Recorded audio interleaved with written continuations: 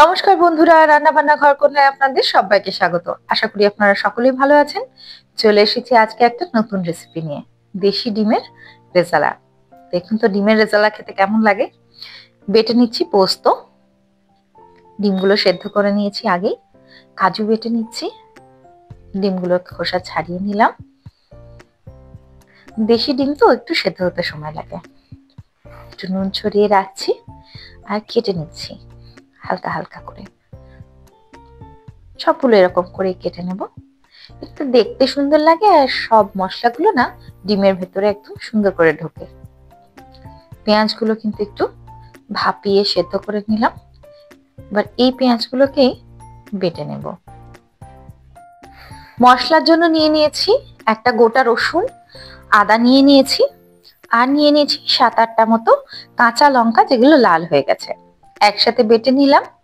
ছড়িয়ে দিচ্ছি ওই 2 থেকে আড়াই চামচ মতো আমি এখানে মশলা দিয়ে দিলাম। এটা দিয়ে আমি এখানে দিয়ে দিচ্ছি ফেটানো 3 চামচ দই।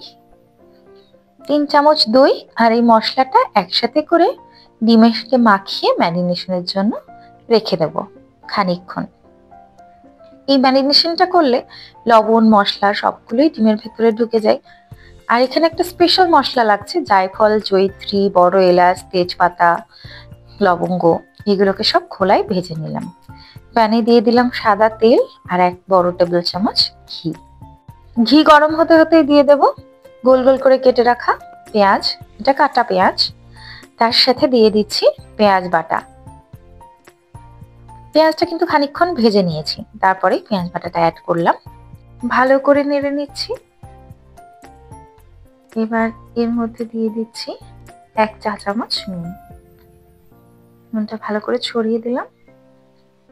এর সাথে দিলাম স্বাদ মতো একটু চিনি আর দিচ্ছি ধনে বাটা। এই ধনে বাটা দিলে কিন্তু রেজালার স্বাদ একটু অন্যরকম হয়, তাই আমি ধনেটা দিয়ে থাকি।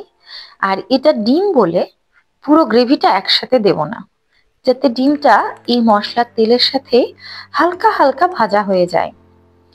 আপনারা কিন্তু চাইলে ডিমটা আগের থেকেও ভেজে নিতে পারেন, আমি সেটা করিনি, কিন্তু আপনারা চাইলে সেটা করতেই পারেন।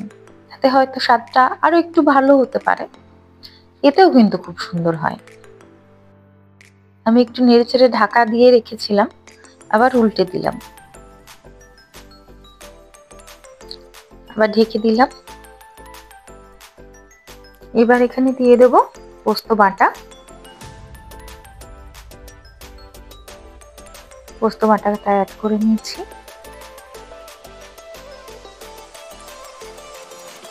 এবার দিয়ে দিচ্ছি কাজু বাটা।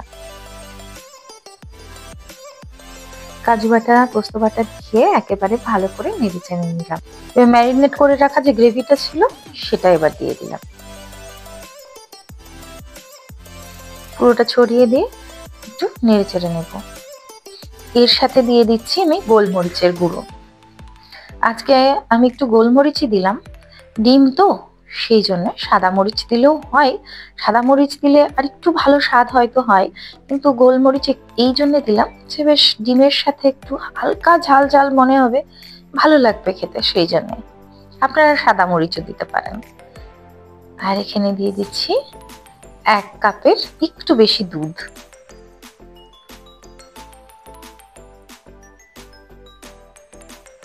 এবার এটা ফুটতে দিয়ে দেব। সঙ্গে দিয়ে দিচ্ছি 1 চা চামচ নুন।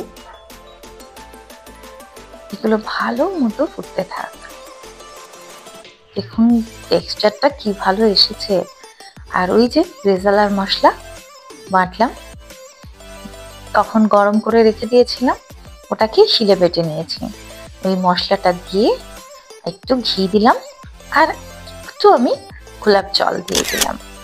এত সুন্দর হয়েছে না রেজালাটা খেতে, সে যে কি বলি আপনাদের। বানিয়ে খেয়ে দেখুন এই শীতে দেশি ডিমের রেজালা, অসাধারণ খেতে। কমেন্টসে অবশ্যই জানাবেন কেমন লাগলো। লাইক শেয়ার সাবস্ক্রাইব করতে ভুলবেন না। আবার দেখা হবে নতুন একটা এপিসোডে। নমস্কার।